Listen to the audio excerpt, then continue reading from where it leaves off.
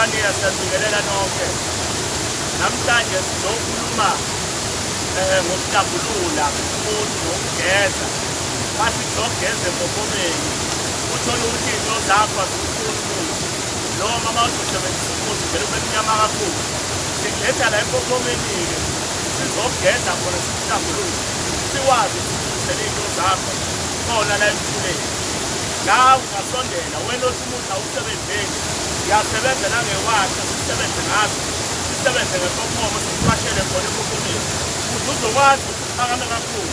Ube namandla kuyo yonke into othi uyazama nobona ukuthi ulemile kuyona kodwa kwenzeki sikwenzela ukuthi ungakwazi ukusebenzisa ma ungakwazi ukusebenzisa umuthi sikwenzela iwasho usepopomeni uze wazi into zakho zilungu ukwazi ukugezeka kahle usengasondela kudokotela uNtombela akwazi ukuthi alukho uhlobo lwensizakalo ongeke ukwazi ukuthola ngikholela kona lokho ukuthi ngikwazi ukukusiza noma ngabe ukuphi lapho khona ngiyabonga kakhulu.